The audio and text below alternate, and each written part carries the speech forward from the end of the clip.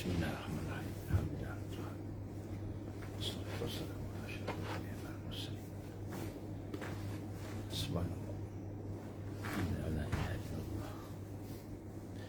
InsyaAllah kita mula dengan Ummul Quran Al-Fatihah. A'udzubillahi minasyaitonir rajim. Bismillahirrahmanirrahim. Alhamdulillahi rabbil alamin arrahmanir rahim maliki yaumiddin. Iyyaka na'budu wa iyyaka nasta'in. Ihdinas siratal mustaqim. Siratal ladzina an'amta 'alaihim ghairil maghdubi 'alaihim waladdallin. Amin. A'udzubillahi samil 'alim minasyaitonir rajim. Bismillahirrahmanirrahim. Innal hamdalillah nahmaduhu wa nasta'inuhu wa nastahdi wa nastaghfiruh wa na'udzu billahi min shururi anfusina wa min sayyiati a'malina. May yahdihillahu fala mudilla lahu wa may yudlil fala hadiya lahu. Asyhadu an la ilaha illallah wahdahu la syarika lah wa asyhadu anna Muhammadan abduhu wa rasuluh. Qala rabbi shrah li sadri wa yassir li amri wahlul 'uqdatam min lisani yafqahu qawli. Rabbi zidni 'ilman amma ba'd. Assalamualaikum warahmatullahi wabarakatuh. Alhamdulillah, pertama-tama kita bersyukur kepada Allah Subhanahu Wa Taala diberikan keizinan untuk kita bertemu pada petang ini. Walaupun mungkin jadual asal kita letak pagi, tapi Allah izin beberapa perkara yang tak dapat dilakukan, kita terpaksa tangguh ke petang. Dan Alhamdulillah pada hari ini mari sama-sama kita bersyukur dengan kita mengikhlaskan hati kita. Yang kita mengikhlaskan hati kita, kita mentajridkan iman kita, insya-Allah. Bismillahirrahmanirrahim. Bismillahirrahmanirrahim. Bismillahirrahmanirrahim. Asyhadu an la ilaha illallah wa asyhadu anna Muhammadar Rasulullah. Asyhadu an la ilaha illallah wa asyhadu anna Muhammadar Rasulullah. Asyhadu an la ilaha illallah wa asyhadu anna Muhammadar Rasulullah. Ya Allah, ampunilah dosa kami. Ya Allah, bersihkan kami dari syirik, dari segala perkara yang membawa pada murtad. Ya Allah, ampunilah dosa-dosa kami. Ya Allah, hidupkan kami bersama Islam, bersama dengan perjuangan Islam. Ya Allah, matikanlah kami dalam keadaan iman, Islam dan dalam keadaan berjuang dengan kalimah syahadah. Ya Allah, terimalah amalan kami yang sedikit, yang tak ada apa ini, dan jadikanlah kami sebahagian daripada para syuhada pada jalan. Mari sama-sama kita berniat pada petang ni. Ya Allah, jadikan kita para syuhada. Allahumma ja'alna minasyahidin. Jadi kita minta supaya Allah memberikan kita kekuatan untuk istiqamah di atas jalan Rasulullah sallallahu alaihi wasallam.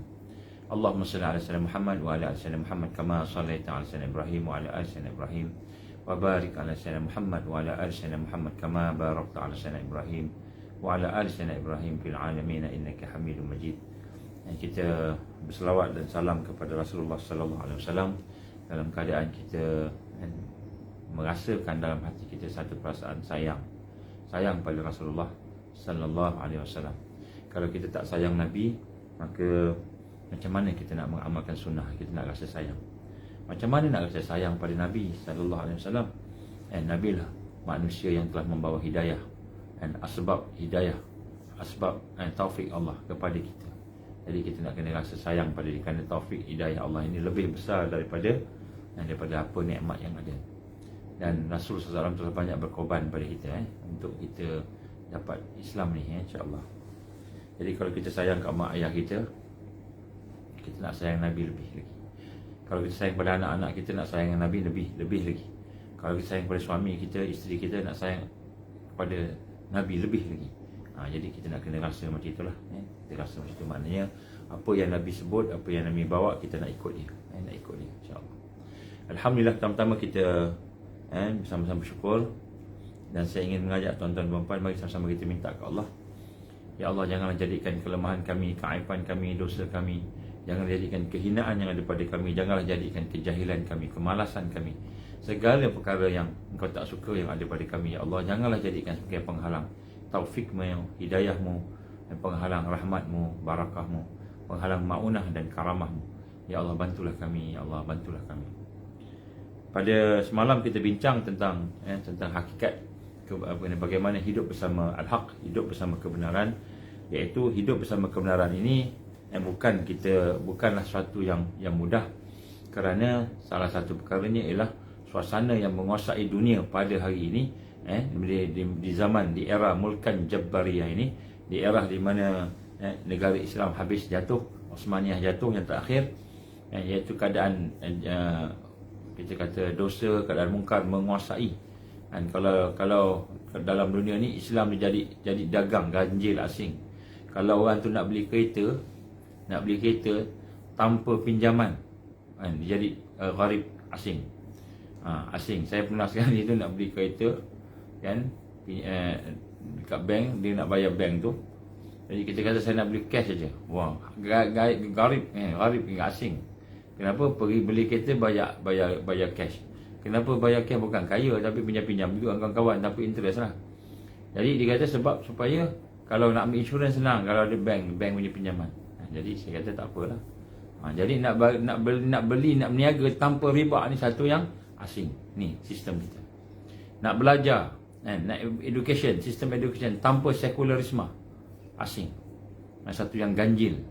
Ini zaman kita lah, zaman kita ni. Kita nak belajar tanpa ada liberal, tanpa ada plural, jadi asing. Kita nak ibadah yang syamil dan kamil, yang menyeluruh, yang lengkap pun jadi ganjil, asing. Ibadah ni sembahyang aja kita rasa. Sembahyang aja. Nak pakai kopiah, kalau dulu nak pakai kopiah dekat tempat kerja pun jadi asing dan ganjil. Kalau dulu saya ingat lagi tahun 70-an, pakai tudung. Yang perempuan pakai tudung pergi belajar, pergi sekolah. Asing. Ada pelajar MRSM yang dibuang daripada MRSM. Peringkat awal mereka nak pakai tudung hanya kerana nak pakai tudung. Ini asing, ganjil. Zaman ni masih lagi berlaku lah, cuma kita dah tak nampak. Alhamdulillah, kita berada dalam hakikat itu. Maka kita dah bincanglah semalam bagaimana hakikat sebenarnya, bahawa sesungguhnya kebenaran itu adalah minoriti. Dia asing, dia ganjil. Maka kita tidak boleh menjadikan bilangan majority, popularity dan sebagai kita punya sandaran bahawa kita ni benar. Semua orang ikut kita. Maka semua orang ikut ini, maka ini benar. Bukan begitu. Semua ulama, perselisihan ulama di zaman mulkan Jabariyah ni pun berbeza juga. Kenapa berbeza? Kerana ada ulama yang mengambil sumber-sumber daripada jahiliyah. Ulama ambil sumber jahiliyah. Macam mana sehari kita bincang. Nak sebut ke sini bagaimana keadaan ganjilnya Islam pada hari ini, sehingga kan kita melihat Islam yang sebenarnya jadi satu yang asing. Ini sebab itulah kita dah nak hidup bersama al-haq. Kita tidak boleh berpegang selain daripada Al-Quran dan hadis Nabi sallallahu alaihi wasallam dan ijma' ulama, ijma' sahabat, ijma' ulama. Jadi kita kena lihat akan perkara ini, dan kemudian insya-Allah hari ini kita akan sambung lagi bagaimana digambarkan oleh Rasulullah sallallahu alaihi wasallam tentang al-haq itu. Yang pertama sekali kata Nabi, saya nak ulang apa yang saya sebut semalam. Rasul sallallahu alaihi wasallam telah bersabda dalam hadisnya yang kita pun dah banyak kali dengarlah, yang diriwayatkan oleh Baihaqi, Imam Baihaqi, ya ayuhan nas, wahai manusia, inni qad taraktu fikum ma in i'tasamtum bihi falan tadillu abadan. Maka wahai manusia, sesungguhnya aku telah tinggalkan kepada kamu ini dua perkara yang selagi mana kamu berpegang padanya, falan tadillu abadan, maka kamu tidak akan sekali-kali sesat selama-lamanya, iaitu kitab Allah wa sunnata Nabi, iaitu kamu berpegang dengan Al-Quran dan kamu berpegang dengan sunnah Nabi sallallahu alaihi wasallam. Maka Nabi pun mengatakan hadis yang lain, hadis Tirmizi. Apa kata Nabi? Fa'alaikum bisunnati wa sunnatil khulafa'ir rasyidin al-mahdiyyin. Ini hadis riwayat Imam Tirmizi. Hendaklah kamu bersama-sama dengan sunnah aku, sunnah Rasulullah SAW, dan kemudian sunnah khulafa'ir rasyidin dan al-mahdiyyin, khulafa'ir rasyidin yang mendapat hidayah. Maka di sini kita lihat bagaimana hakikat daripada itu. Maka kita telah mendengar apa kata Abdullah bin Mas'ud radhiyallahu anhu bila dia menghuraikan tentang istilah jamaah. Wa inna hadhil ummah sataqtariful alal salasah ala salas, kan? Dan sesungguhnya wa inna hazil ummah, dan sesungguhnya ummah ini akan berpecah ke atasnya salasin wasab'in, iaitu dia akan berpecah kepada 73 golongan, millah, 73 sistem. Nabi guna perkataan millah ni dia bukan golongan, sistem, bukan golongan. Jadi dia bukan merujuk kepada organisasi, dia menunjukkan sistem macam mana mazhab dia tu, ini millah. Yakni al-ahwa, iaitu yang mengikut hawa nafsu, kullaha finnar, semuanya akan masuk neraka, illa wahidah, kecuali satu, wahiyal jamaah, dan itulah al-jamaah. Maka apa jamaah ni? Maka dihurai oleh Abdullah bin Mas'ud radhiyallahu anhu, dia kata apa? Al-jamaah itu adalah apa yang bersama dengan kebenaran padanya, menepati dengan kebenaran, al-haq. Jamaah ni maknanya siapa yang bersama dengan kebenaran, walaupun dia seorang-seorang. Jadi kita tengok sini, ini yang kita kata berlawan dengan arus. Kenapa berlawan dengan arus? Arus, siapa yang paling popular, dia yang jadi ketua. Siapa yang paling popular, dia jadi timbalan Perdana Menteri. Tapi sekarang lain dah, tak jadi dah. Timbalan Perdana Menteri pun tak sepopular yang lain agaknya. Dia pilih, kan. Siapa yang paling popular jadi Perdana Menteri. Sekarang pun, kan, yang menjadi Perdana Menteri pun bukan parti yang majoriti. Dia tidak, dia menentang arus, kan, melawan arus. Jadi jamaah yang maksud ini adalah, kata Abdullah bin Mas'ud, sahabat Rasul sallallahu alaihi wasallam radhiyallahu anhu, dia kata apa? Al-jamaah itu adalah apa yang bersama dengan kebenaran, walaupun dia seorang-seorang. Wa anna hadza sirati mustaqiman fattabi'uh, dan bahawa sesungguhnya inilah jalanku, jalan yang lurus, maka ikutlah kamu. Jalan yang lurus inilah yang kita kena ikut. Jalan yang lurus ini ialah jalan Al-Quran dan hadis. Ini di akhir zaman ni, inilah yang akan jadi menentang arus. Jadi kita jangan kita bimbang, jangan kita rasa gerisah, jangan kita rasa takut, bimbang. Aku seorang-seorang aja yang tak ada lagi, yang lain semua ikut. Semua orang ikut, semua orang buat. Tiba-tiba kita tak buat. Kenapa kita tak buat? Sebab dalamnya ada hujah, ada Al-Quran dan ada hadis Nabi sallallahu alaihi wasallam. Maka jangan kita risau, sebab Nabi dah sebut dah, kan, bukannya majoriti tadi, kan. Wala tattabi'us subul, jangan kamu ikut, kan, jalan-jalan yang lain, fatafarraqa bikum an sabili, yang akan memecah belahkan kamu daripada jalannya. Zalikum wassakum bihi la'alakum tattaqun, yang demikian itu Allah perintahkan kepada kamu. Jadi Allah perintah kita bukan ikut majoriti. Allah perintah kita ikut kebenaran. Kalau majoriti bersama kebenaran, alhamdulillah kita ikut majoriti. Kalau majoriti bersama kebatilan, inna lillahi wa inna ilaihi rajiun, kita tinggalkan dia. Walaupun kita seorang-seorang. Jadi jangan kita risau, jangan bimbang. Ya, aku seorang lah, aku seorang. Yang lain semua tak sama. Aku seorang je berfikir tentang akhir zaman. Yang lain semua fikir tentang tak ada zaman. Zaman moden. Dia fikir tentang zaman moden je. Dia tak fikir pasal akhir zaman. Jadi jangan risau. Memang Allah dah gambarkan melalui ayat-ayatnya. Dan begitu juga Allah gambarkan ayat yang lain, suratul An'am, kita dah bincang yang lepas. Wa in tuti' aksara man fil ardh yudilluka an sabilillah. Siapa-siapa yang jika kamu mengikuti kebanyakan, majoriti, kebanyakan daripada manusia, aksara man fil ardh, mereka yang ada di atas muka bumi ini, yudilluka an sabilillah, mereka akan menyesatkan kamu. Jadi majoriti ini, kan, kalau kita nak ikut, dia boleh menyesatkan, kecuali yang bersama al-haq.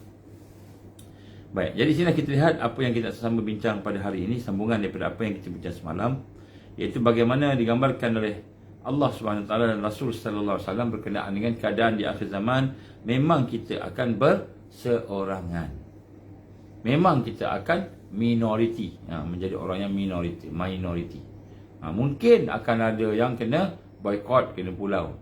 Mungkin akan ada yang kena tangkap, kena zalim, ada aniaya, kena bunuh mungkin. Wallahu a'lam, ikutlah kehendak Allah. Maka hidup bersama al-haq itu adalah satu kemenangan. Satu kemenangan yang digambarkan oleh Allah Subhanahu Wa Taala. Maka di sinilah kita nak kena tengok bagaimana Allah gambarkan kepada kita tentang mereka yang akan terpesong. Jadi yang akan terpesong ni di kalangan orang-orang Islam ni ialah apabila di sana ada suara-suara yang akan kata, ni tak betul, ni tak betul, ni sesat. Padahal dia bersama Quran. Padahal dia bersama sunnah Nabi. In kadu la yaftinunaka 'anil ladzi auhayna ilaika litaqtara 'alaina ghairahu wa iza lattakhazuka khalila. Ini surah apa ni? Ini surah Al-Isra, ayat 73. Dan sungguh-sungguh mereka nyaris-nyaris dapat memesongkan kamu. Jadi mereka ni hampir-hampir nak memesongkan kita, lebih kurang itulah. Ya Muhammad, dari apa yang kami wahyukan kepada kamu, supaya engkau mengada-adakan atas nama kami, supaya kita cerita benda-benda yang tak ada, benda-benda yang tak ada pada Islam, benda yang tak ada pada Allah, dia cerita. Kita tambah-tambah, kan? Dan sekiranya engkau melakukan demikian, maka dia kata, kalau engkau ikut kami, maka engkau akan jadi sahabat karib kami. Jadi dia kata dia akan nak ikut apa? Nak ikut perubatan sekian contohnya. Kalau tak jadi kawan kami, tak jadi blok kami. Ini sekarang lah. Kita bimbang, international tak terima Malaysia. Kalau Malaysia tak terima apa yang dikehendaki oleh antarabangsa international. Inilah perasaan takut. Takut apa? Provokasi, ejek-ejekkan. Mereka akan datang ejek kita, sehingga sempit dada kita. Walaqad na'lamu annaka yadhiqu sadruka bima yaqulun. Fasabbih bihamdi rabbik wa kun minas sajidin wa'bud rabbaka hatta ya'tiyakal yaqin. Ayat ni power. Ini ubat pada zaman kita. Sesungguhnya kami mengetahui bahawa dada kamu menjadi sempit. Kita menjadi sempit dada-dada kita ni. Fikiran kita menjadi sempit. Kenapa? Kerana apa yang mereka ucapkan. Mereka fitnah kat kita, mereka tuduh kat kita macam-macam. Ini Allah sebut, Allah tahu. Kita sedih hari ni, kita seorang-seorang kita je. Orang lain semua dah ikut, kita tak ikut lagi. Kita seorang-seorang kita je. Sedih lah. Orang boikot kita. Engkau ni apalah? Kan, tak ikut perkembangan terbaru. Engkau ni lebih pandai ke daripada doktor tu? Engkau lebih pandai ke daripada orang ulama tu? Engkau ni siapa? Engkau lebih pandai daripada mufti? Ada soalan-soalan macam itu. Jadi mereka pun mengatakan bagai-bagai kepada mereka yang nak mengikut kebenaran ini, sehingga akhirnya sempit dada. Allah gambarkan dada kita jadi sempit, jadi gelisah. Maka bertasbihlah, fasabbih bihamdi rabbik wa kunna minas sajidin. Maka bertasbihlah kamu memuji Allah, dan jadilah kamu orang yang bersujud. Jadi bila kita kena fitnah, bila kita rasa sempit, bila dada kita sempit, kita rasa gelisah, apa Allah sebut? Fasabbih bihamdik. Kamu pujilah Allah, bertasbih, subhanallah walhamdulillah wala ilaha illallah, Allahu akbar. Subhanallah walhamdulillah wala ilaha illallah, Allahu akbar. Baca banyak-banyak. Baca banyak. Bila kita rasa sempit diri kita, bila kita rasa diri kita ni seorang-seorang aja, tak ada orang bersama kita, semua dah pakat-pakat ikut, kita je tak ikut, tiba-tiba dia mencerca kita, dia hina kita, dia boikot kita, macam-macam dia buat. Maka Allah gambarkan, hati kamu sempit ni, hati kamu gelisah ni, trauma ni, stres, maka bertasbihlah kepada Allah. Apa ubat kepada sempit tu? Berzikir pada Allah, bertasbih. Subhanallah walhamdulillah wala ilaha illallah, Allahu akbar, subhanallah. Bacalah banyak-banyak, maka Allah akan lapangkan. La ilaha illallah, la ilaha illallah. Allah akan lapangkan zikir pada Allah. Jadi Allah perintah kita macam itu, kan? Dan sembahlah Tuhan kamu sehingga sampailah hatta ya'tiyakal yaqin, sehinggalah sampailah satu yang yakin. Apa dia? Iaitu kematian. Maknanya Allah perintah kita, bila orang ejek kita, boikot kita, fitnah kita, umpat kita, kita rasa sedih. Sedih. Orang cakap macam-macam kat kita, kan? Siapa tak sedih, kan? Cakap pula tu orang baik, kawan baik kita. Yang cakap tu pula family kita sendiri. Subhanallah walhamdulillah wala ilaha illallah, Allahu akbar. Allah perintah kita banyakkan zikir. Kemudian hatta ya'tiyakal yaqin, sehinggalah datang satu yang yakin, sehingga datang kematian. Maknanya mati datang, ajal datang, pun kita tetap dalam keadaan berpegang dengan kebenaran, walaupun sempit hati kita. Ini akhir zaman memang kita akan diuji ni. Kita akan diuji ni. Macam-macam tuduhan kita. Dia tuduh pada kita macam-macam. Dia boleh buat pula. Hari ni pula saya baru dapat jumpa Ada pula software yang boleh buat muka saya, contohnya menyanyi lagu macam-macam. Saya dah try dia pun. Jadi sungguh. Nanti keluar satu ni, Ustaz Nur Azman nyanyi lagu I want to break free. lagu LGBT. I want to break free. Ada pula. Saya punya gambar tegak aja. Gambar bukan video. Tiba-tiba boleh goyang-goyang macam ni pula. I want to break free. I just call to say I love you. Tiba-tiba keluar pula muka Ustaz Nur Azman. Nur Azman ni nyanyi lagu I just call to say I love you. Keluar sebiji dengan lidahnya dia terkeluar tu je, dengan matanya, dengan kening-kening naik-naik macam tu kan. Saya tengok dah, saya try dah.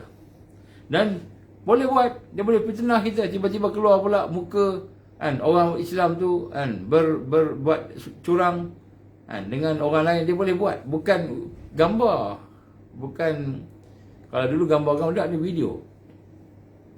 Jadi dia boleh fitnah, macam itu. Sekarang dah ada software macam itu.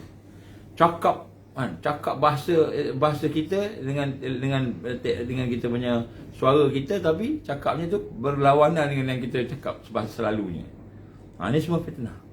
Jadi apabila sampai yang itu, mula-mula sekali jangan kita fikir nak lawan macam mana, nak saman yang bedak. Mula fikir apa? Subhanallah, alhamdulillah, wala ilaha illallah, Allahu wassalah pada Allah. Serah pada Allah. Hasbunallah wa ni'mal wakil, ni'mal maula wa ni'mal nasir. Orang kutuk kita, orang hina kita, orang cakap macam-macam, hasbunallah wa ni'mal wakil, ni'mal maula wa ni'mal nasir. Hasbunallah wa ni'mal wakil, ni'mal maula wa ni'mal nasir. Kita baca.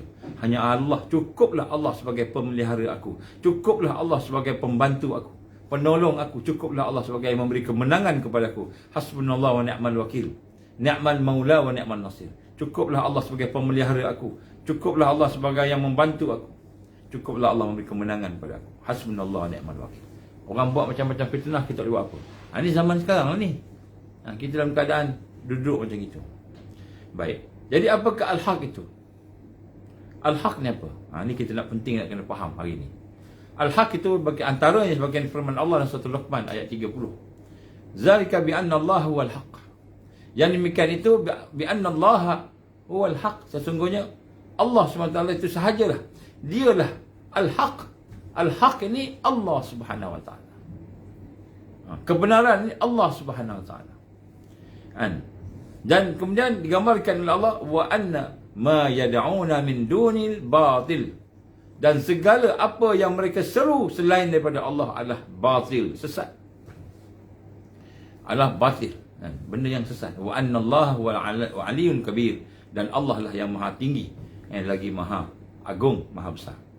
Jadi nak sebut kat sini, apa maksud al-haq? Apa maksud bersama al-haq? Ini kita penting. Jadi di akhir zaman ni, apa maksud al-haq? Apa maksud al-haq ni? Allah huwal haq. Allah itulah al-haq. Segala yang ada semua ni tidak ada al-haq melainkan adanya Allah, dan Allah saja al-haq. Dan sebab itu al-haq itu, apa maksud al-haq itu? Ialah segala yang Allah turunkan, sistem yang Allah turunkan, sistem yang diturunkan oleh Allah Subhanahu Wa Taala, kehidupannya. Inilah sebenarnya sebagai al-haq. Apa dia sistem yang Allah turunkan? Innad dina 'indallah al-Islam. Yang sesungguhnya sistem kehidupan yang diturunkan oleh Allah itu adalah Islam, al-Islam. Jadi al-haq itu ialah Allah. Allahul haq. Allah itulah al-haq. Dan kemudian apa yang Allah Subhanahu Wa Taala turunkan sebagai satu sistem, maka itulah digambarkan sebagai al-haq. Itu nak kena faham. Sebab apa? Lepas ni akan ada tiba-tiba seorang manusia mengaku Nabi, seorang manusia mengaku Rasul, kemudian seorang manusia lagi yang dia dikatakan sebagai Tuhan. Dia Tuhan, dialah al-haq. Jadi Allah SWT tidak akan menampakkan dirinya kepada kita. Siapa-siapa yang mengaku dia sebagai al-haq, dia sebagai Tuhan, maka dia adalah batil. Dia adalah al-batil. Tapi akan datang ni, sekarang tak jumpa lagi ni, tak keluar lagi ni. Bila nak keluar? Ni saya sebut sini tuan. Nabi gambarkan dalam hadis-hadis akhir zaman, banyak benda berlaku di akhir zaman ni yang kita sekarang sedang mengalami. Contohnya masalah kesihatan, masalah makanan. Yang berkata Henry Kissinger, if you want to control a state, a nation, control the resources. control the resources. Ini kata Henry Kissinger, juru cakap kepada Illuminati. Bukan Illuminati lagi ni, elite group. If you want to control a nation, control the resources. Apa resources ni? Resources ni boleh jadi pemimpin. Pemimpin ni resources. Apa maksud resources ni? Kan, sumber. Sumber kepimpinan, sumber pemerintahan. Pemimpin lah. Sebab tu kita kontrol pemimpin. Saya tak cakap pemimpin mana-mana, jangan tuduh pula lepas ni. Tapi pemimpin dia akan jadikan sebagai resources. Siapa resources juga? Ulama, orang alim. Orang alim dia akan jadi resources juga. Sumber. Jadi if you want to control the nation, kata Henry Kissinger, control its resources. Yang pertama, resources ni ialah pemimpin. Dia yang memimpin, dia yang mengurus negara. Yang kedua, orang alim, ulama menjadi rujukan. Resources ni banyak rujukan. Saya ingat masa saya mengajar di UAL tu, kan, saya diminta jadi sumber rujukan kepada mata pelajaran yang saya mengajar. Kemudian dia panggil apa? You are a resource person, dia panggil. You are a resource person. Seorang yang menjadi sumber. Maka siapa lagi sumber kepada satu negara itu? Ialah ulama. Orang alim yang menjadi rujukan.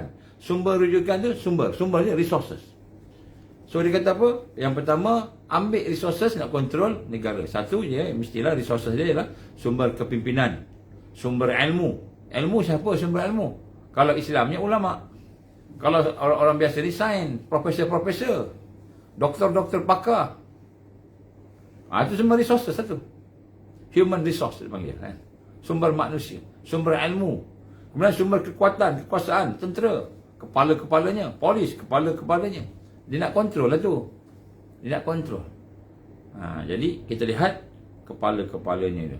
Dia kontrol. Dia resources. Kemudian yang seterusnya, yang ketiga, ialah dari sudut apa? Dari sudut dia punya resources ni ialah dia punya minyak dia punya getahnya, dia punya sumber kekayaan. Sumber kekayaan negara. Ni dia kontrol ni. Sumber keuangan negara. Dia kontrol. If you want to control a nation, kata Henry Kissinger, control its resources. If you want to control people, kalau kamu nak menguasai manusia yang ada dalam negara itu, the people, control and their food. Kontrol makanan dia. Jadi tuan-tuan, Nabi gambarkan di akhir-akhir zaman akan ada masalah kebuluran. Ada kemarau, ada apa sebagainya. Itu resources, kan, diambil sehingga berlaku kebuluran, kena berlaku macam-macam, dan akhirnya makanan akan menjadi masalah. Jadi kita dah ada masalah makanan belum ini? Ada juga sikit-sikit, nak makan kedai tak boleh. Bukan makan kedai tak boleh, tak ada makanan nak makan. Resources. Resources, food resources. Jadi maknanya, kata Henry Kissinger, kalau kamu nak menguasai rakyat, the people, you control their food. Jadi nak gambarkan kat sini bagaimana Allah Subhanahu Wa Taala telah menggambarkan kepada kita tentang bagaimana mereka ini akan menggunakan perkara-perkara yang ada untuk mengacau. Tu kita akan berdepan dengan masalah keuangan, ekonomi. Kita akan berdepan dengan masalah kesihatan sekarang ni, pandemik. Kita akan berhadapan dengan masalah bencana alam. Susah ni bencana alam ni. Masalah bencana alam ni lebih besar daripada masalah pandemik. Pandemik boleh lagi. Boleh lagi pandemik ni. Kan? Kalau tak nak pergi masjid, kalau nak pergi masjid kena ambil 2 dos. Kan? Okey, tiba-tiba kita kata tak apalah, saya tak pergi masjid dah, saya sembahyang kat rumah je. Boleh lagi lah. Bencana alam boleh lagi. Bencana alam tak boleh lagi, kena banjir, kena lagi ke mana? Tempat kita banjir habis, tempat kita kena taufan. Boleh lagi? Boleh lagi lah juga. Boleh lagi juga, tapi susah sikit lah. Lagi teruk. Sebab tu kata Biden ni apa? Biden ni bukan orang Melayu. Biden ni orang Amerika yang jadi presiden tu. Joe Biden nama dia, kan? Nama dah macam Melayu dah. Dia pilih orang yang nama macam orang Melayu. Joe Biden kata apa? Kami telah menyediakan satu pasukan, satu tim untuk mengatasi masalah bencana alam yang akan datang lebih teruk lagi. Lockdown, disaster dia ni lebih teruk daripada pandemik disebut. Jadi maknanya kita akan berhadapan dengan segala kesusahan demi kesusahan itu. Maka Apa yang kita nak berpegang dengannya? Apa yang dengan siapa kita nak meminta sebagainya? Al-Haq, Allah. Allah Subhanahu Wa Taala. Sebab tu akhir zaman ni kita nombor satu Allah, kita dengan Allah tu nombor satu. Inilah yang telah dia rosakkan. Macam mana dia rosakkan Islam? Setelah dia runtuhkan Islam, macam mana dia rosakkan Islam? Dia rosakkan rukun-rukun Islam. Rukun Islam pertama dia rosakkan kalimah syahadah. Asyhadu alla ilaha illallah wa asyhadu anna Muhammad Rasulullah. Kita boleh ucap tapi tak faham makna. Kita boleh ucap tapi tidak ada kesedaran. Masalah kalimah syahadah tu menyebabkan sembahyang ada masalah. Menyebabkan puasa ada masalah. Menyebabkan zakat ada masalah. Menyebabkan haji ada masalah. Yang lain semua masalah. Selain daripada yang rukun-rukun, 5 rukun Islam tu, yang lain pun ada masalah. Jadi hari ni kita boleh sembahyang, boleh puasa, boleh zakat, boleh haji, boleh. Yang 4 ni, yang nombor 1 syahadah ni. Iman kita ni, yakin kita. Tiba-tiba kita boleh sembahyang, puasa, zakat, haji, tapi hati kita yakin dengan manusia. Hati kita yakin dengan makhluk sebagai penyembuh. Hati kita yakin dengan manusia sebagai pemberi kekayaan. Nak ekonomi wijaya negara kita kena bergantung dengan negara lain yang berjaya. Tak bergantung ke Allah dah, bergantung pada manusia. Jadi nombor 1 habis, syahadah habis, yang lain semua habis, hanyut. Sembahyangnya ke mana? Zakatnya ke mana? Puasanya ke mana? Hajinya ke mana? Habis. Itu yang rukun-rukun. Yang lain-lain tu lagi hancur. Lagi hancur yang lain tu. Kekeluargaan, tengok kekeluargaan kita. Yang bercerai lebih tinggi daripada yang berkahwin. Hari ni satu hari berkahwin 10 orang, bercerai 100 orang. Kita ni yang dah lama-lama duduk dalam rumah tangga ni pun mudah aja nak bercerai. Sikit-sikit nak bercerai. Salah isteri masak sambal, salah masak. Dia nak minta sambal belacan, isteri dia buat sambal goreng. Sambal tempe. Bercerai. Kan ada masuk berita ya. Jadi kita lihat tiang-tiang Islam ni pun dah bergoyang, yang lain-lain tu lagilah. Maka di sini kita lihat kita nak kena kembali kepada Al-Haq. Dan apa Al-Haq itu? Itu Allah. Dan apa maksud juga kembali kepada Al-Haq, berpegang bersama Al-Haq? Iaitu kita nak hidup bersama Al-Quran. Hidup bersama Al-Quran ni payah ni. Hidup bersama Al-Quran ni apa? Apa yang nombor 1 Al-Quran ni bawa pada kita, nombor 1. Ni kita tengok tafsir-tafsir para ulama kita kan. Ustaz-ustaz kita yang alim-alim, yang warak-warak ni, yang melihat semula tarbiyah Al-Quran ni. Apa sebenarnya mukjizat Al-Quran ni bagi mereka yang mengikuti tarbiyah Al-Quran? Nombor 1, Al-Quran akan menghidupkan hati-hati mereka, satu perasaan untuk tercetusnya kesedaran. Apa kesedaran? Bahawa setiap yang berlaku pada hari ini, setiap yang ada di depan dia, yang berlaku pada hari ini, ada di sebalik berlaku itu rahsia pentadbiran Allah. Maknanya Al-Quran ni bawa kita kembali kepada Al-Haq. Itu nombor 1. Bismillahirrahmanirrahim. Dengan nama Allah yang Maha Pengasih, Maha Penyayang, Maha Pemurah. Nombor 1 tu ayat Al-Quran, Bismillah tu dah mengajak kepada Allah dah, kembali kepada Allah. Ar-Rahman Ar-Rahim. Alhamdulillahi Rabbil Alamin. Segala puji bagi Allah, kembali pada Allah balik. Ayat yang terakhir, surah yang terakhir. Qul a'udzu birabbin nas. Katakanlah, Qul a'udzu birabbin nas. Aku memohon perlindungan daripada Rabbun nas, daripada Tuhan manusia.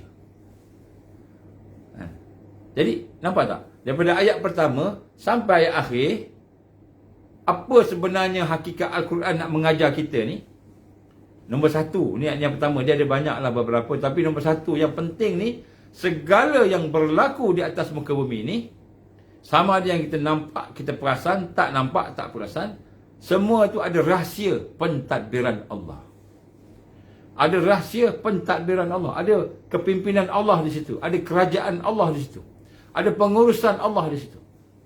Hakikatnya macam itu. Sebab itu Al-Quran mencetuskan dalam hati mereka yang benar-benar duduk dalam tarbiyah Al-Quran itu rahsia, ada rahsia pentadbiran Allah yang amat rapi, yang amat bijaksana. Jadi manusia ni tak terfikir ke?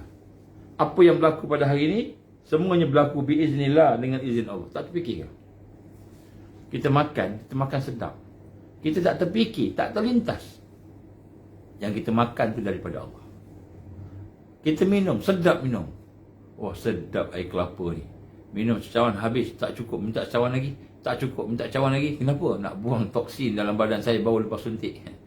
Maka minum air kelapa. Minum. Kita minum, bismillah. Tapi tak, hati kita tak rasa air kelapa daripada Allah. Tak rasa. Jadi Al-Quran sebenarnya nak mencetus hati, supaya hati kembali. Sebenarnya ada pentadbiran Allah di belakangnya. Yang maha hebat, maha bijaksana, yang maha rapi. Sehingga kita ni kembali kepada Al-Haq. Apa pun Al-Haq. Apa pun Allah. Allah. Semua Allah. Ini maksud bersama Al-Haq. Ini nombor satu. Ya, sebab itu kita lihat. Dan apabila Allah SWT menyusun kehidupan yang ada pada hari ini, siang, malam, pagi, petang, perang. Ini tak lama lagi perang. Ada seorang bermimpi. Banyak orang seorang bermimpi akan berlaku peperangan di akhir zaman, peperangan dunia ketiga.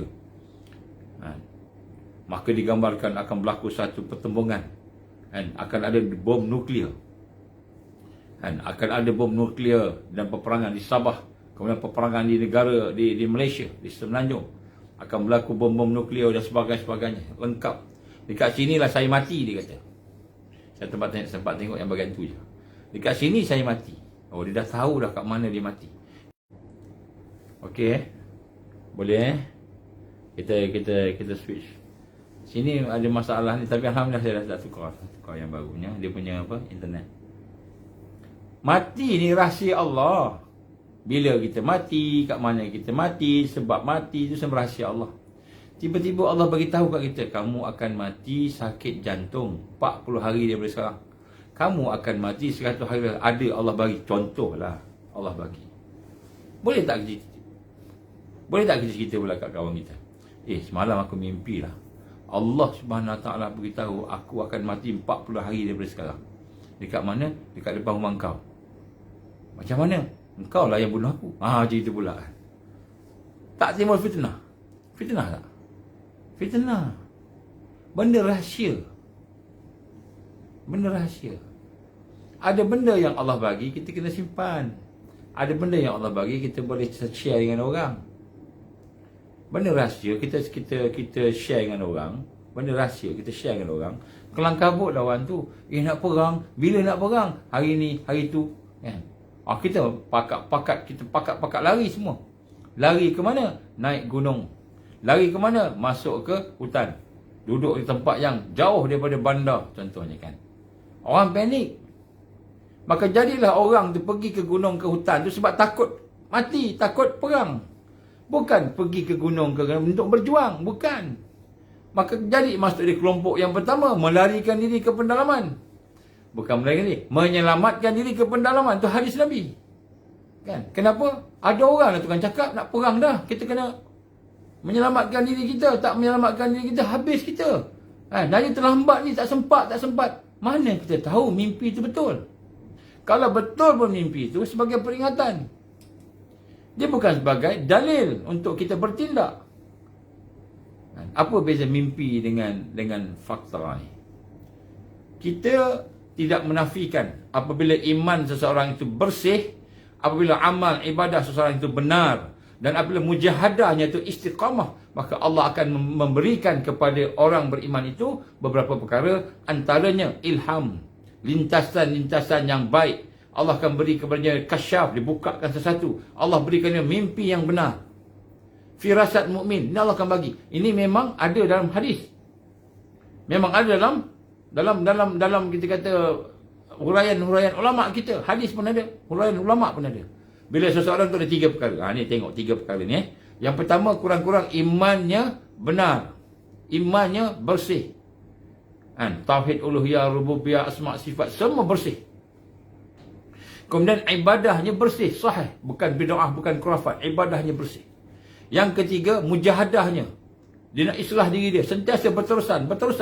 Maka berlaku 3 perkara, tidak mustahil seseorang itu dianugerahkan oleh Allah apa? Nombor 1, lintasan. Lintasan yang baik. Kan? Kita nak pergi makan kat kedai tu, tiba-tiba terlintas. Tak sedap hati lah. Kenapa? Tak tahu tak sedap hati. Kita pun jalan. Rupanya kedai tu ada sihir kat situ. Lintasan hati. Ataupun ilham. Ilham dia tengah fikir, tiba-tiba datanglah satu idea yang baru, ilham yang baik. Itu tidak mustahil. Allah bagi. Kemudian yang ketiga, mimpi yang benar. Yang keempat, kasyaf. Allah bukakan satu pengetahuan. Ilmu laduni, ilmu yang tidak ada mana-mana. Allah bagi. Tidak mustahil seorang yang beriman, imannya bersih. Seorang yang amal, amalnya bersih. Ibadahnya bersih. Dan dia mujahadah. Dia berusaha melawan nafsunya. Membersih islah diri dia. Maka tidak mustahil. Tetapi, jangan kita ingat yang Allah bagi tadi tu, 5 benda tadi tu, adalah dalil yang kita boleh jadikan hujah. Tak boleh. Kita boleh jadikan nasihat, tak apa. Sebagai untuk kita peringatan, tak apa. Tapi bukan dalil untuk bertindak. Dalil untuk bertindak mesti berdasarkan Quran dan hadis. Quran dan hadis baru betul dalil. Jadi kalau mimpi, lintasan, kasyaf, ilham, segala macam petunjuk daripada Allah tadi, kalau tidak bertentangan dengan Quran dan hadis, maka dia satu yang baik sebagai nasihat, bukan sebagai dalil untuk bertindak. Maka sekiranya kita mengambil dalil untuk bertindak, kan, maka akan berlakulah huru-hara dalam aulawiyat. Prioriti kehidupan kita akan berlaku huru-hara. Aulawiyat akan berlaku huru-hara. Aulawiyat macam mana? Sepatutnya kita buat A, B, C dalam syaraknya. Tiba-tiba kita tinggalkan A, B, C, kita buat D, E, F. Kenapa? Kita kata inilah aulawiyat yang baru. Keutamaan, prioriti yang baru. Ada seorang kawan saya, kawan kepada kawan, dia kata daripada tahun 2000 berapa entah belas, awal 2012 lah, 2013 ke itulah, dia dah pergi masuk ke 2012. 2012 kan ada bising-bising kata dunia nak kiamat masa tu kan. Ingat tak cerita 2012, 2000 nak kiamat kan. Jadi pada masa tu ada yang pindah masuk ke hutan, ada. Kita nak kiamat kena pula ada mimpi masuk hutan. Buat aktiviti tu. Kenapa Dajjal nak keluar dah? Dajjal nak keluar, maka dia masuk hutan. Tiba-tiba sampai 2022, 10 tahun duduk dalam hutan. Tak keluar-keluar pun Dajjal. Tak ada pun Dajjal keluar. Tak ada pun perang, cakap perang tu. Tak ada pun. Ni berlaku ni cerita benar. Cerita benar. Tapi jangan tanya saya siapa yang berita ni. Kita nak jagalah keaiban orang. Tapi nak sebut sini, cerita benar. Tiba-tiba berlaku satu ketika, tak ada Dajjal tak keluar, perang tak berlaku. Dah 10 tahun dalam hutan. Anak aku dah 10 tahun kalau lahir pada hari itu. Dah 10 tahun anak dia. Akhirnya, semua pakat keluar, lari. Tinggal seorang yang duduk di situ. Hak lain semua pakat lari. Kenapa? Kita buat sesuatu tidak mengikut aulawiyat yang sepatutnya. Apa aulawiyat? Aulawiyat ni apa? Aulawiyat ni adalah keutamaan, prioriti. Apa keutamaan tadi? Keutamaan yang pertama ialah kita kena melihat apa Al-Quran kata. Keutamaan yang kedua, apa hadis Nabi huraikan tentang Al-Quran tadi. Apa ijma' ulama. Barulah yang lain-lain itu datang. Mimpi, kasyaf, ilham, lintasan hati dan sebagainya, kebenaran Allah tadi, firasat mukmin, kat mana letak dia? Dalam hukum? Tak ada. Dia tidak termasuk dalam dalil dan hukum. Dia hanyalah merupakan satu nasihat kepada orang berkenaan. Orang berkenaan. Dan kalau apa yang dia dapat itu bersamaan dengan Quran dan Sunnah, tidak berlanggar dengan Quran dan Sunnah, maka itu sebagai satu mimpi, satu nasihat yang benar. Maka jadikan sebagai satu peringatan. Peringatan.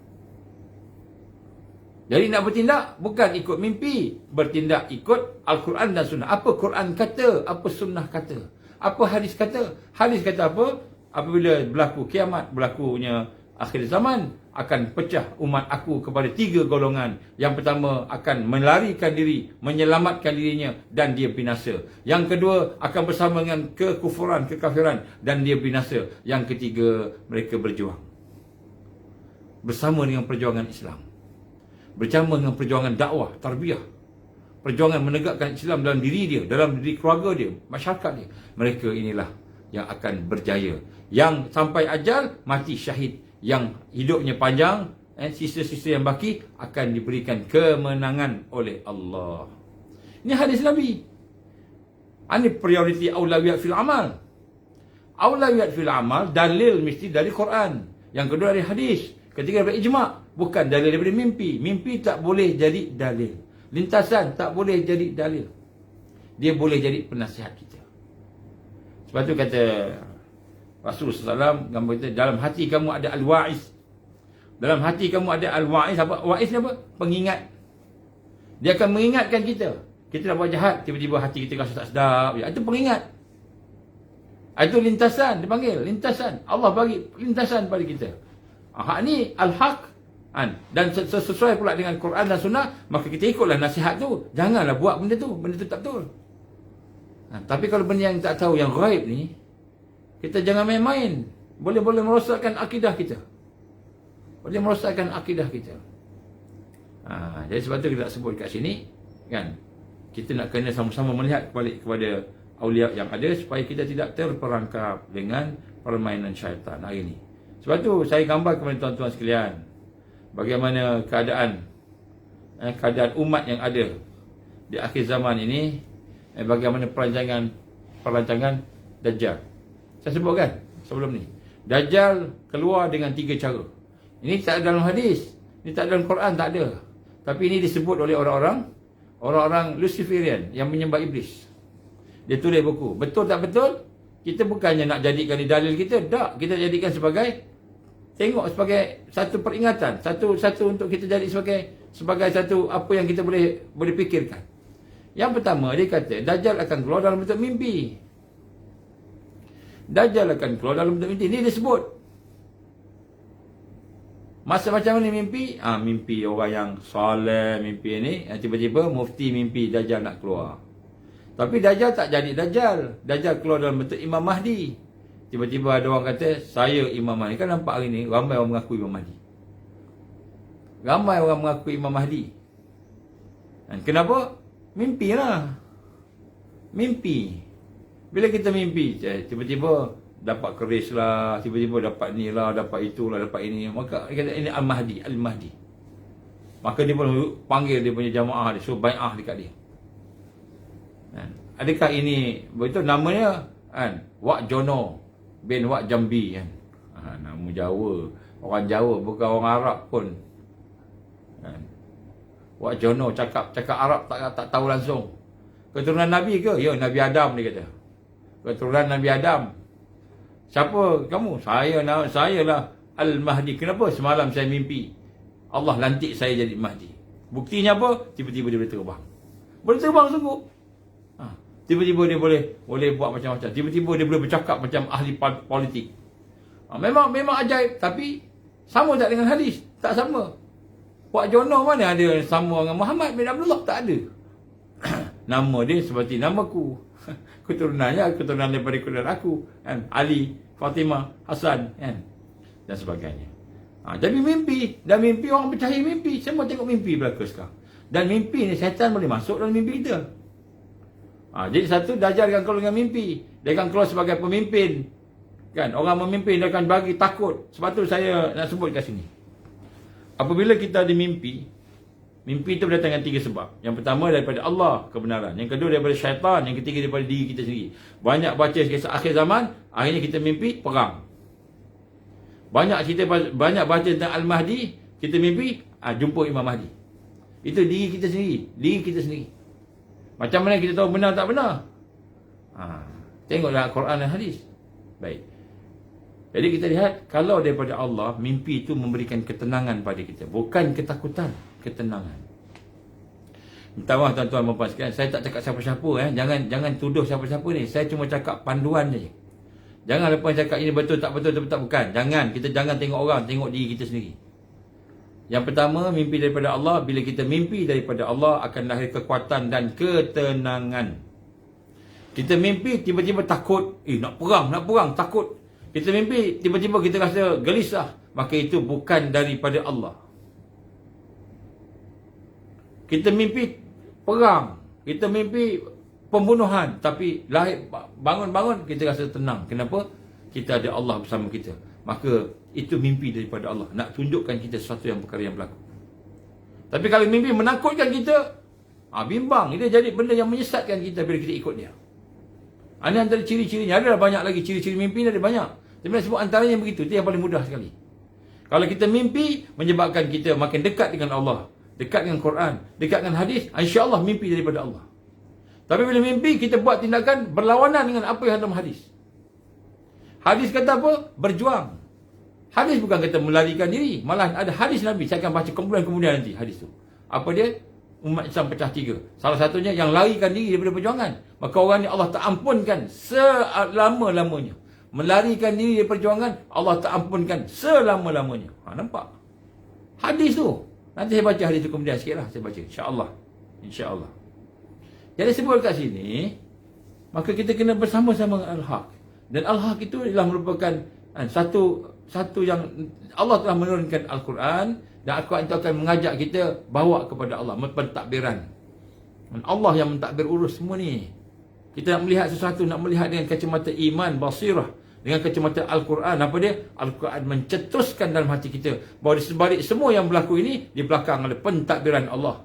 Ada rajanya. Rajanya Allah Subhanahu Wa Taala. Maha Raja. Raja sekalian alam. Di belakangnya ada apa? Di belakangnya ada kuasa, kekuasaan. Kuasa Allah. Di belakangnya ada iradah. Kehendak Allah. Semua kita tengok je, melihat pentadbiran Allah. Maka Al-Haq inilah Al-Haq yang akan menjadi tapak dan asas ke atas alam wujud ini. Dan apabila kita menyeleweng daripada ini, kita akan rosak dan musnah. Kita sembayanglah 1000 rakaat satu hari. Tapi kita dengan Allah ada krisis. Dan kita tak nak baiki krisis kita dengan Allah. Kan? Kita tengok satu. Tiba-tiba anak kita yang kita sayang, orang yang kita sayang meninggal dunia. Kita rasa tak patut, Allah tak patut. Kenapalah dia yang mati, kenapa tak aku yang mati? Komen pada Allah. Tapi sembahyang 1000 rakaat. Jadi asas tapak Al-Haq tidak ada dalam diri kita. Kita masih lagi merasai makhluk lebih hebat, lebih besar. Contohnya, ini contoh. Jadi ini sebab itulah kita sini bahawa Al-Haq itu apabila menjadi tapak dan asas kepada kewujudan alam ini, maka insya-Allah kita akan menjadi orang yang bersama kebenaran. Tetapi apabila tidak menjadi tapak dan asas, maka ia akan menyeleweng. Kita akan terseleweng, sesat. Kita akan rosak dan musnah di akhir zaman ini. Jadi apa tapak tadi? Al-Quran. Al-Quran ni mukjizat ni. Allah turunkan kepada kita ni, kena baca Al-Quran. Dan kemudian kena apa? Kena melihat Al-Quran ni. Dia mencetuskan satu perasaan dalam diri kita. Apa perasaannya? Perasaan bahawa seluruh yang ada ni semua tidak terlepas, semua tidak terjadi, melainkan di bawah urus takbir Allah. Kita melihat sesuatu, di belakangnya ada kuasa Allah, kehendak Allah, kudrah, iradah, ilmu Allah, hayah, sama, basar. Ni sebut satu-satu sifat Allah. Keluar keadaan-keadaan begitu. Maka melihat sesuatu, inilah tapak kepada Al-Haq. Asas kepada Al-Haq. Nah, hidup bersama Al-Haq, ini dia. Inilah perkara yang paling asas sekali. Dan kemudian untuk itu kita kena kembali kepada Al-Quran. Kembali kepada Al-Quran. Siapa yang tidak kembali kepada Al-Quran, maka dia akan menyeleweng. Dia akan menyeleweng. Sebab Nabi dah sebut tadi, hadis saya baca ya. Telah aku tinggalkan kepada kamu 2 perkara, tidak akan sesat selama-lamanya kalau kamu bersama dengannya. Al-Quran wa sunnah. Sunnati dan sunnah aku. Ya, sebab itulah tuan-tuan dan puan-puan Allah, kita nak kena rasa perkara ni. Dan kita nak kena rasa Al-Haq itu adalah daripada Allah. Al-Haqqu min Rabbik fala takunanna minal mumtarin. Sesungguhnya kebenaran itu daripada Allah. Jangan kamu jadi orang yang ragu-ragu. Jadi kunci kepada penyelewengan, Bermulanya penyelewengan itu apabila adanya ragu-ragu pada Allah. Dan tiba-tiba datang satu penyakit pandemik, COVID-21, new variant. Tak ada ubat, dia kata. Ini hanya kena ambil yang ini je, tak ada ubat. Maka kita percaya tak ada ubat. Sedangkan kita yakin Allah yang maha menyembuhkan. Kalau tak ada ubat, COVID itu lebih terror daripada Allah ke? Ini penyelewengan, penyesatan. Maka sebab itulah kita kata di sini, al-haqqu min rabbik. Kebenaran itu daripada Tuhan kamu. Fala takunanna minal mumtarin. Jangan kamu jadi orang yang ragu-ragu. Ini surah Al-Baqarah ayat 147. Maka sebab itu tuan-tuan dan puan, kita kena jaga al-haq ini, jaga ambil Al-Quran. Dan Al-Quran ini sebenarnya menghidupkan hati kita untuk melihat alam ini. Alam ini semuanya urus takbirnya Allah, pemerintahnya Allah, kerajaannya Allah, ketuanya Allah, rajanya Allah, semuanya Allah. Ala kulli hal, semuanya Allah. Ini Quran, dia mendidik kita macam itu. Jadi bila macam ini asas yang kuat. Kemudian salah satu daripada apa yang digambarkan sebagai al-haq itu ialah kita bukan hanya baca Quran, kita bukan hanya ikut Islam, tetapi kita benar-benar menyerah kepada Allah. Menyerah kepada Al-Quran, menyerah. Sebab tu namanya Islam. Islam ni singkatannya menyerahlah, itu maksud Islam. Jadi kalau kita orang Islam, maknanya orang yang menyerah pada Allah, itu maksud dia. Orang yang menyerah kepada Quran, itu maksud dia. Secara umumnya begitulah. Maka orang yang Islam dia akan selamat. Orang yang menyerah kepada Allah. Apa makna menyerah kepada Allah tadi? Allah digambarkan, inna dina indallah al-Islam. Sesungguhnya agama, sesungguhnya kehidupan, budaya di sisi Allah, al-haq, al-Islam. Maka mari kita kena menyerah kepada Islam. Baik, menyerah kepada Islam ini ada beberapa perkara saya nak sebut di sini. Yang pertama sekali, penyerahan yang paling besar sekali dalam konteks kita hari ini. Apakah dia maksud penyerahan kepada Allah, penyerahan kepada Islam ini? Apa maksud seorang itu Muslim menyerah? Penyerahan yang paling besar sekali ialah kita menyerahkan keinginan kita. Apa yang kita nak, apa yang kita hajat, kita serahkan kepada keinginan Allah. Apa yang kita nak capai, apa yang kita nak dapat, keinginan kita, hajat kita, iradah kita tu, kita serahkan kepada keinginan Allah. Apa yang Allah nak, apa yang Allah redha. Ini penyerahan paling tinggi sekali.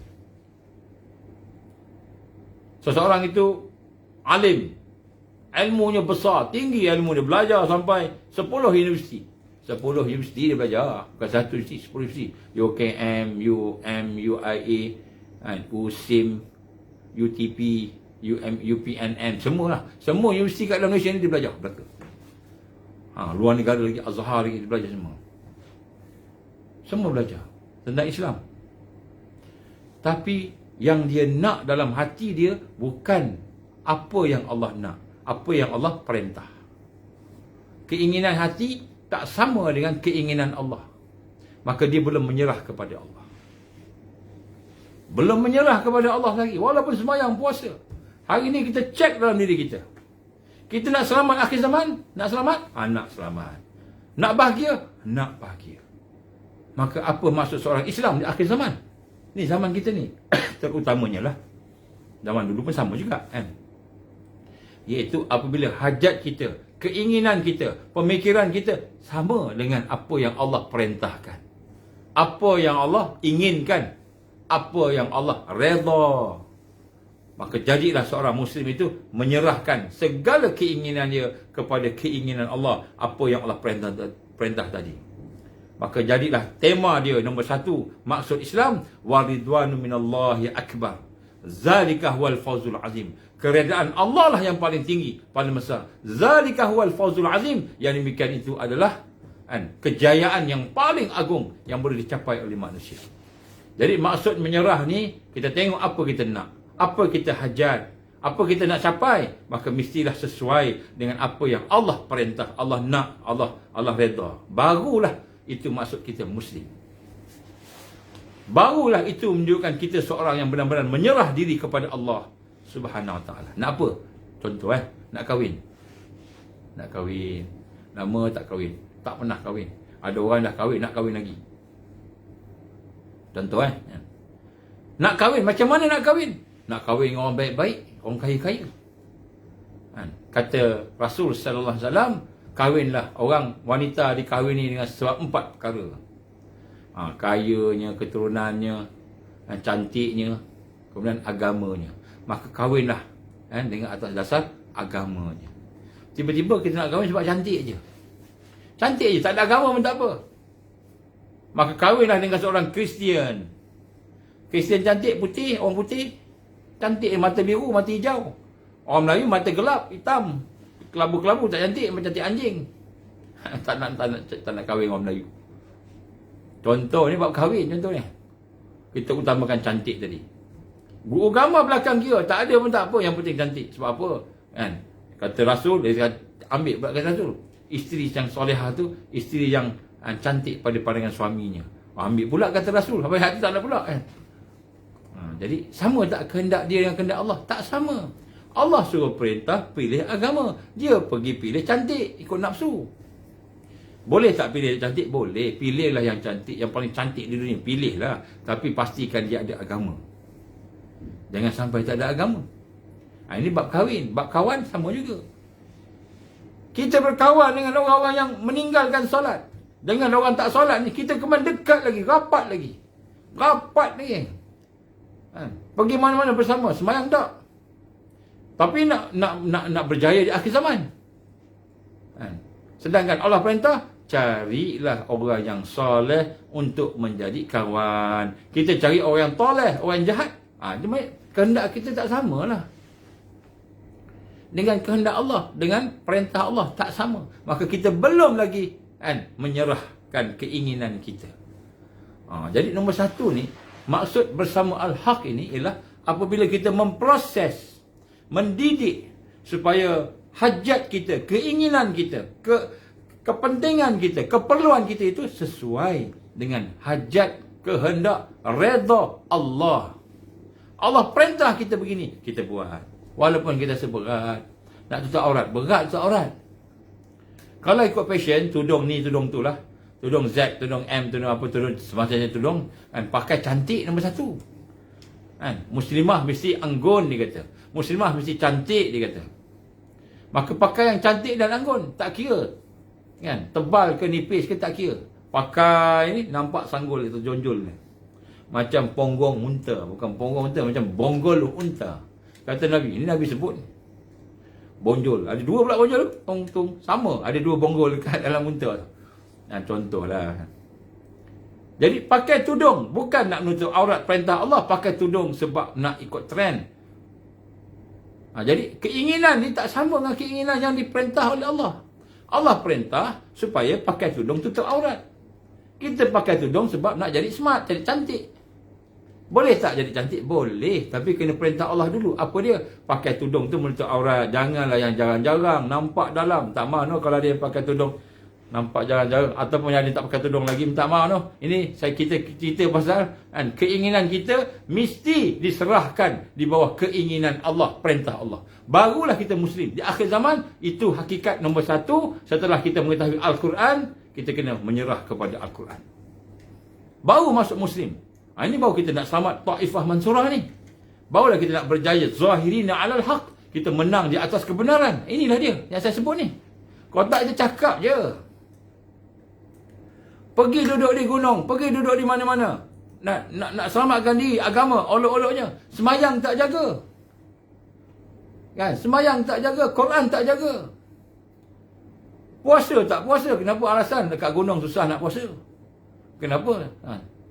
Penat banyak gunung ni, tak hari kena banyak gunung. Stamina tak ada, penat. Jadi tak boleh puasa. Jadi semayang pun tak, puasa pun tak, Quran pun tak, lain semua hari habis hancur.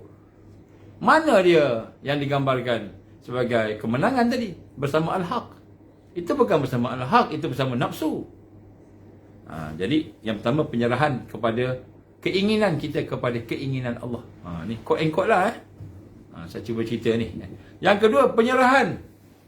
Yang dimaksudkan Muslim di akhir zaman yang bersama Al-Haq ni, penyerahan diri kita, kepentingan kita dan kedudukan kita. Kepentingan kita, kedudukan kita. Apa yang kita nak capai kat dunia ni lah. Menyerahkan di bawah kepentingan, kedudukan dan kebesaran Allah. Maknanya kita ni penting, apa yang penting bagi kita. Keperluan kita, kedudukan kita, tahap kita.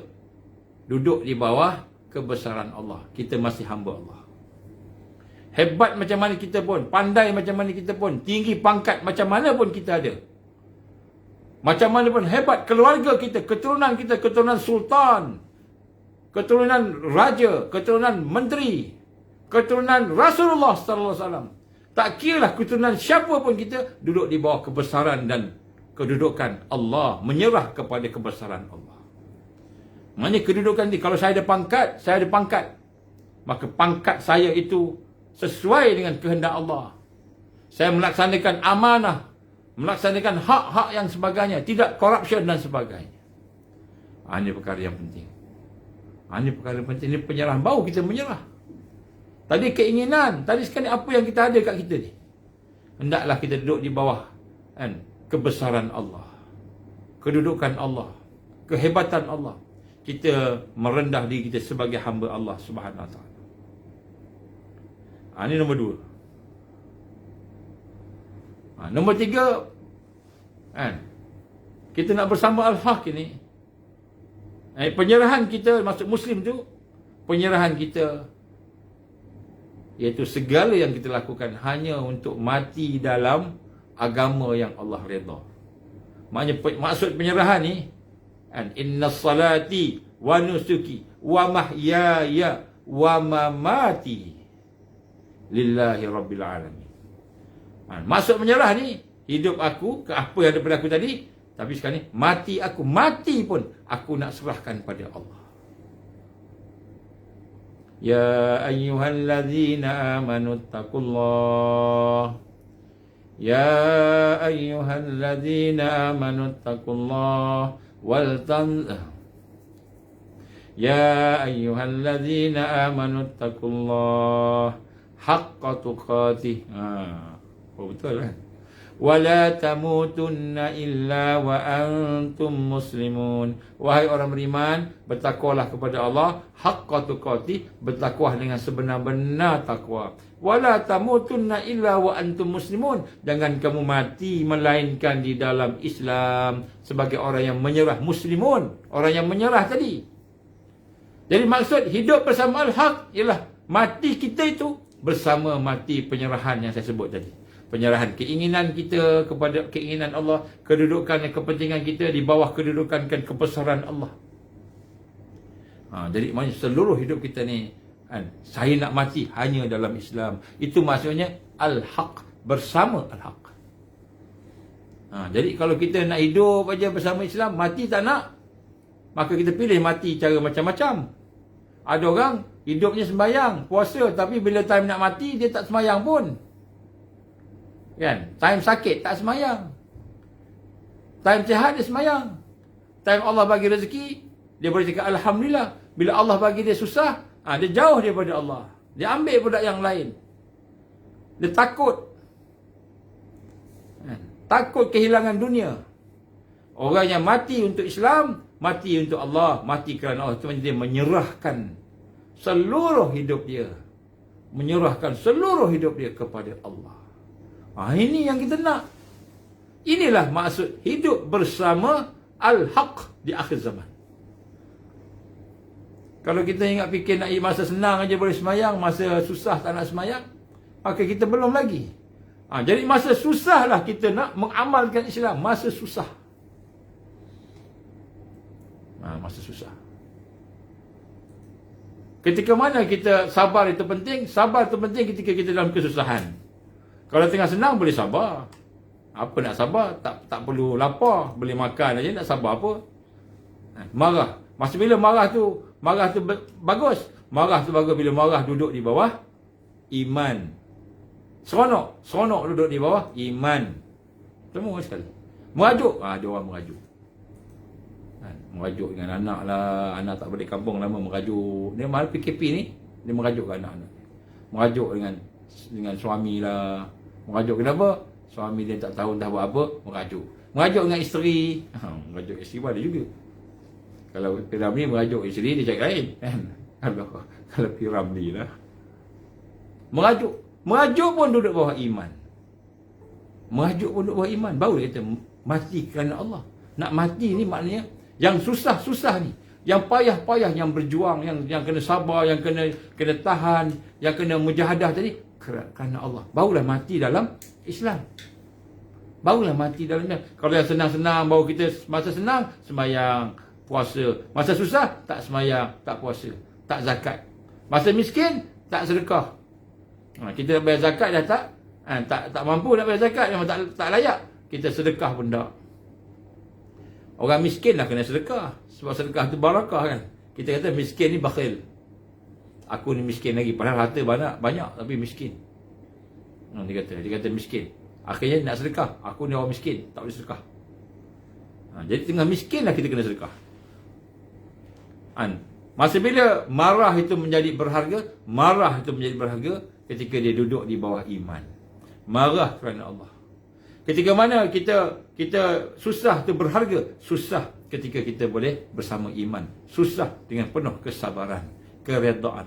Ini maksud mati di dalam Islam. Menyerah kepada Allah, menyerah kepada Quran, ajaran Islam, orang tu dia mati. Mati kerana Allah. Mati ni apa? Sakit tak? Mati sakit. Sakaratul maut, sakit. Allah kata apa? Wala tamutunna illa wa antum muslimun. Jangan kamu mati melainkan dalam keadaan Islam. Allah guna perkataan mati Mati ni apa? Sakit. Maknanya kita sakit, ketika kita susah, ketika itulah kita mengamalkan, kita meletakkan Allah Subhanahu Wa Taala al-Islam sebagai amalan kita, penghayatan kita. Masa susah, masa senang orang semua orang boleh buat. Kan? Masa susah, tiba-tiba sejuk di negara sejuk. Masa tu nak ambil uduk tu, bercinta, sejuk. Saya pernah belajar di negara yang bersalji. Sejuk, kadang-kadang travelling tu negatif. Dia punya angin, dia apa semua negatif. Nak ambil semayang, masuk waktu subuh, tengah travelling, nak masuk subuh, nak kena ambil semayang. Masuklah dalam bilik air R&R tu. Dalam bilik air tu, tidaklah kita kata macam kat luar. Tapi, nak ambil air dia, sejuk. Gigil-gigil. Kena tu, kerekot tangan kita punya ni, jadi mengecut. Sejuk, punya sejuk. Tapi nak kena ambil semayang, ambil lah juga. Ada sekali tu saya ingat lagi, kami tengah travelling di US, di Amerika. Kan masa tu, masa belajar-belajar lah. Tengah-tengah travelling, tiba-tiba masuk waktu. Masuk waktu, tak ada R&R, tak ada apa. Yang ada, padang tepi. Berhenti kereta kat tepi, air pun tak ada. Yang ada, ais saja ada. Ni, salji ada. Oh, nak ambil semayang pakai salji, punyalah hebat. Habis tak ada benda dah. Nak tayamum pun, semua dah sejuk belakang, ambil. Sana. Cepat. Dah ambil tu, lap. Kenapa? Nak ambil juga. Tu adalah fatwa, ada fatwanya tu. Tapi nak sebut kat sini, ketika susahlah, ketika itu kita nak mengamalkan Islam. Nak istiqamah dengan Islam. Inilah orang yang mati dalam Islam. Ketika Dajjal datang dengan dunia, Dajjal datang dengan ubat yang menyembuhkan, Dajjal datang dengan ekonomi yang baik, Dajjal datang bersama dengan makanan, minuman, Dajjal datang bersama kemewahan. Ketika itu kan, susah hidup orang beriman. Ketika susah itulah kita nak rasa, aku nak mati dalam Islam, bukan dalam syirik, dalam munafik dengan Dajjal. Jadi wala tamutunna illa wa antum muslimun, kamu jangan mati melainkan dalam Islam. Maknanya ketika susah aku nak istiqamah. Ini maksud menyerah. Menyerah kepada Allah Subhanahu Wa Taala. Dan inilah merupakan sebahagian daripada apa yang digambarkan sebagai hidup bersama Al-Haq. Dan kemudian apabila kita maksud menyerah tadi, maka kita tiga benda ni kita satukan. Yang satu, keinginan kita serahkan kepada keinginan Allah, perintah Allah. Yang kedua, kepentingan kita, kedudukan kita letakkan di bawah kehebatan, kedudukan dan kebesaran Allah. Yang ketiga, kematian kita serahkan untuk Allah Subhanahu Wa Taala. Kita mati dalam kesusahan kita bersama Islam. Maka bila tiga ini berada dalam kita, barulah kita boleh katakan menyerah dan hidup bersama Islam. Hidup bersama Al-Haq, kebenaran. Dan bila tiga ini, maka Apa natijah yang bertiga ni? Natijah tiga ni akan lahirlah al-jihad fi sabilillah. Baru lahir al-jihad fi sabilillah. Baru lahir perjuangan pada jalan Allah.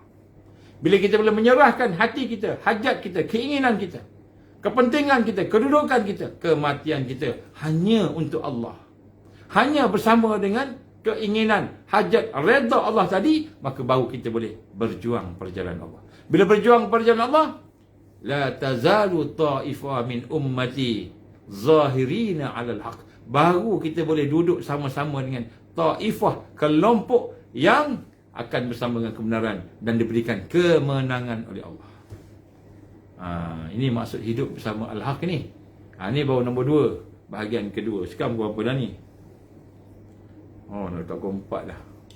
Kita start 2.5 2.5, 3.5, keempat. 1 jam, 1.5 dah. Cukup kot insyaAllah lah. InsyaAllah kalau ada kesempatan kita akan sambung lagi besok. Besok kalau ada kesempatan kita sambung dan hidup bersama Al-Haq insyaAllah. Jadi bila kita cuba faham akan hakikat ini, insyaAllah kita tidak akan terseleweng dan tersesat.